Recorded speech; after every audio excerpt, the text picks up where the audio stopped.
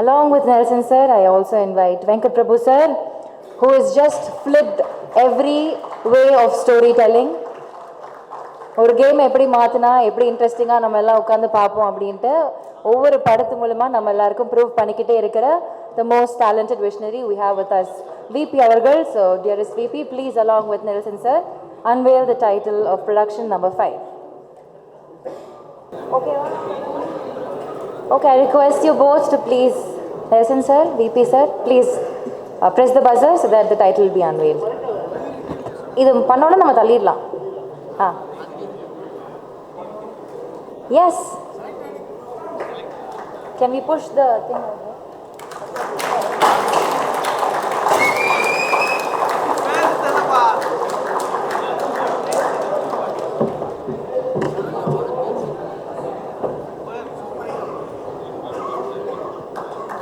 Production number 5, it's Superhero.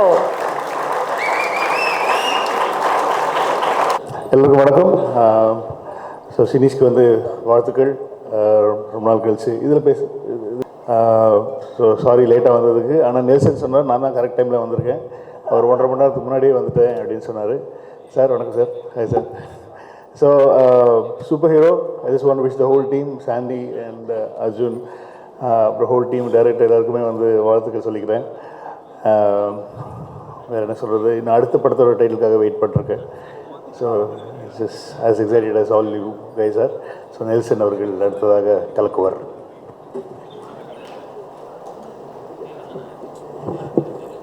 எல்லாருக்கும் வணக்கம்.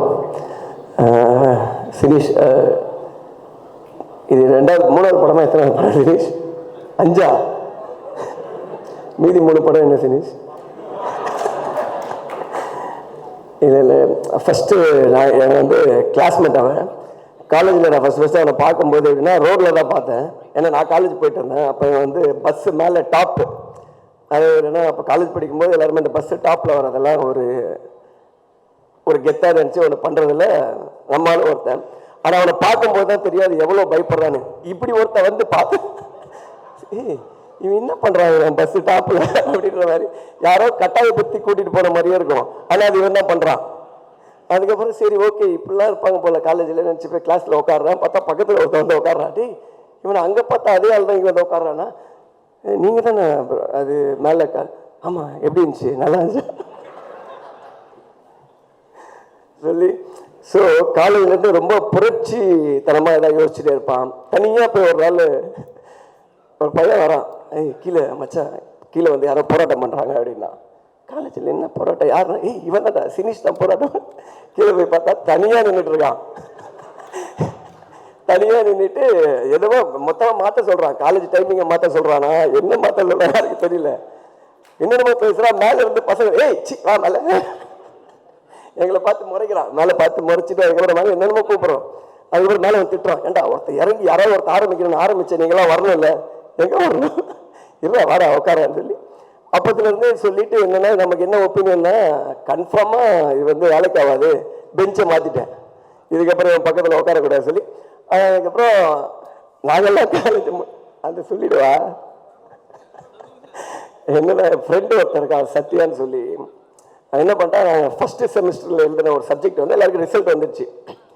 நாங்கள்லாம் இப்போ ஹெச்ஓடி டிபார்ட்மெண்ட்டில் பார்த்துட்டு சாரி ரொம்ப தொண்டை கட்டியிருக்கு வீட்டு மேட்ச் இது அந்த மாதிரி மேட்ச் ஆயிடுச்சு.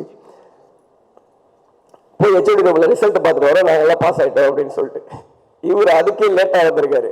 நேரம் மேலே படிக்கட்டு ஏறி அதை பார்க்க போகிறதுக்குள்ளே அந்த பையன் என்ன பண்ணிட்டான், பார்த்துட்டு கீழே இறங்கி போகிறான். அவன் மேலே வரும்போது நீ எங்கடா போகிற மேலே அப்படின்னு சொல்லி, ஏன் ரிசல்ட் வந்துருக்கலாம் நீங்களாம் ஃபெயில்ரா வாடா கூப்பிட்டு போயிட்டான். கூப்பிட்டு போனதுக்கப்புறம் ஃபர்ஸ்ட் இயர் முடிஞ்சு ஃபெயில் அவர் உட்காந்துருக்கேன் எல்லாம் முடிஞ்சு.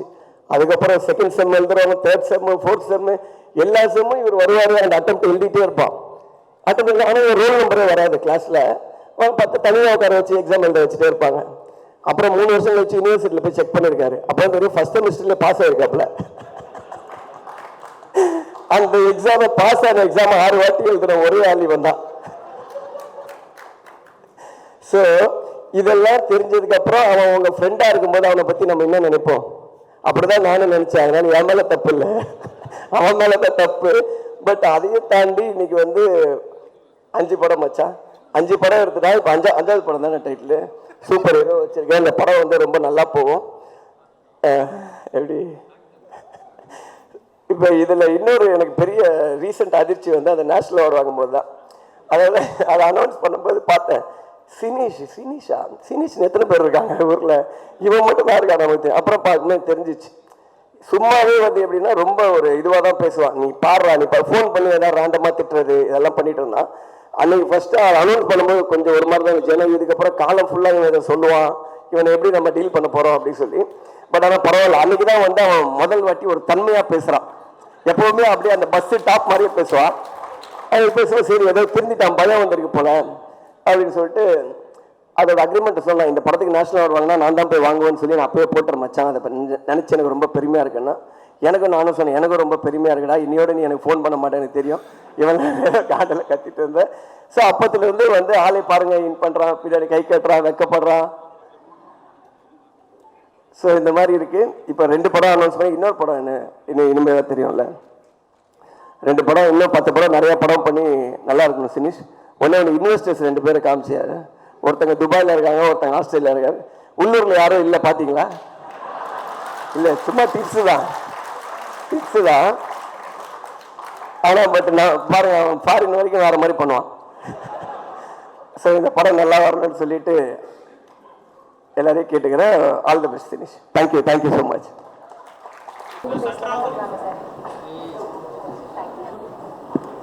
எல்லாருக்கும் வணக்கம். நிறைய பேர் இருக்காங்க, ரொம்ப சந்தோஷமாக இருக்குது இந்த மாதிரி ஃபங்க்ஷனில் வந்து எல்லோரும் மீட் பண்ணுறது. அண்ட் ஸ்ரீனிஷ்க்கு என்னுடைய வாழ்த்துக்கள். ஸ்ரீனிஷுக்கு வந்து என்னுடைய வாழ்த்துக்கள். ஒரு டிரெக்டராக இருந்து ப்ரொடியூசராக மாறி ரொம்ப பெருமையாக ப்ரொடியூசராக தன்னை உணர்கிற தருணமாக அதை நான் பார்க்குறேன். ரொம்ப சந்தோஷம். அதுவும் தன்னுடைய உதவி இயக்குனராக மாற்றி பார்க்குறதுல ரொம்ப சந்தோஷமாகவும் கர்வமாகவும் பேசினதை வந்து நான் ரொம்ப மகிழ்ச்சியாக பார்க்குறேன். அண்ட் ரொம்ப பொறுப்புமிக்க ஒரு தயாரிப்பாளராக இருக்கிறாரு. நேஷ்னல் அவார்டு வாங்கினது பற்றியெல்லாம் வந்து ரொம்ப சந்தோஷமாக அதுக்கு ஒரு பார்ட்டி வச்சு கொண்டாடின ஒரு தயாரிப்பாளராக இருக்கார். உண்மையிலேயே வந்து வாழ்த்துக்கள். அண்டு நிஞ்சா படக்குழுவினருக்கு என்னுடைய வாழ்த்துக்கள். அந்த பேரும் இன்ட்ரெஸ்டிங்காக இருக்குது. இந்த படம் பெரிய வெற்றி அடையணும். இந்த படத்தில் என்னுடைய நண்பர் சாய் தேவானந்த் வந்து தயாரிப்பாளராக இணைஞ்சிருக்கிறதுல வந்து எனக்கு ரொம்ப சந்தோஷம். ஏன்னா சாய் வந்து ஒரு என்ன சொல்கிறது, ரொம்ப சினிமா மேலே தீவிர பற்று கொண்ட காதல் கொண்ட ஒரு மனிதர். அவருடைய திரைப்பட என்ன சொல்கிற அவர் ஒரு திரைப்பட ரசிகனாக அவருக்கு என்னென்ன படங்கள் பிடிக்கும்னு எனக்கு தெரியும். ஆனால் தமிழ் சினிமாவில் என்ன மாதிரி படம் எடுக்கணும்னு அவர் ரொம்ப தீராத ஒரு காதல் கொண்டு நிறைய திரைப்படங்களில் ஒரு என்ன சொல்கிற சீரியஸ் டைப்லையும் சரி, அதே நேரத்தில் வந்து இண்டிபெண்டன்ட் சினிமா எடுக்கிறதுலையும்.